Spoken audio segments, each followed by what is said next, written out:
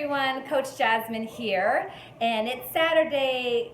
I thought it was going to be a relaxing Saturday, but it ended up getting kind of crazy for me. I was working out, and my daughter, we're talking, and she's like, "Oh, by the way, Mom, I have this party I'm going to, and I need you to make something." And I said, "Okay, well, what do you want me to make?" And of course, she was very indecisive, and time's running out, and I told her, "You know what, I'm going to my go-to." And I thought, how many parents go through this where their kid decides they have to take something to school, mostly for potlucks, or that husband of yours that tells you on a Tuesday night that Wednesday morning you need to make something for his potluck at work, because I know that's happened to me. How about your football potlucks, for your kids and soccer and all that stuff? So here is my go-to, and I always have the items on stock exactly for moments like this. Now, this is not going to be a low carb thing this is not going to be on the meal plan, like if you're really trying to be good, but this is a great thing to take to potlucks, and it's also yummy, and my family loves it. So basically, I like to have bow ties. Here's the brand I prefer, but anything works. I always stock up when it's on sale, when it's like 10 for $10 or even less than that. Actually, I think they had a really good sale, and I got these at 80 cents a box. Basil pesto. Now, you could totally make this on your own if you have the time to, but I don't have the time, so I cheat and I buy this. I buy 2 jars. I always keep on stock as well. And my favorite, sun-dried tomatoes. Sun-dried tomatoes does so much for this dish. And these ones are half, but you can go ahead and buy the ones already sliced. Another time saver. I just, again, always have that on stock. So it's super simple. When she told me what I had to do, I started boiling the pasta. Add salt. Salt is and a little bit of olive oil in the water. I've always done oil, but then I changed it to olive oil. I think it's just something that I've always done, but definitely season with salt. I went and took a shower and tried to get ready and get the boys ready because we're going to go on an outing. And then by the time I came back, the pasta was pretty much done. Drain the pasta, and then all you got to do, guys, is pop open your pesto, a couple of jars. It's pretty much a 1-to-1 ratio, by the way, if you need to make lots of it. So keep that in mind.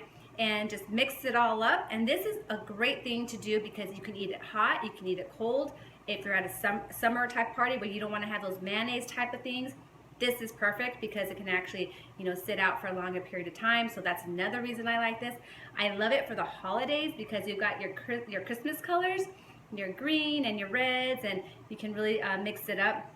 And sometimes you can change the color of the pasta too. I like the bows because I think they're really cute and stuff. But anyways, let me show you what the finished product looks like.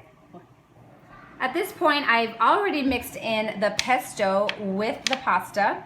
And I actually just threw it back into the main pot that I was boiling everything in, so I can mix it all in one location, and it makes it for a clean cleanup as well, an easier cleanup, I should say.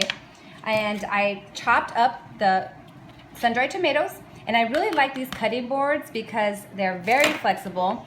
You can actually fold them and make less of a mess than those wood cutting boards. I like wood cutting boards too, but these, when we go camping, I can travel with them.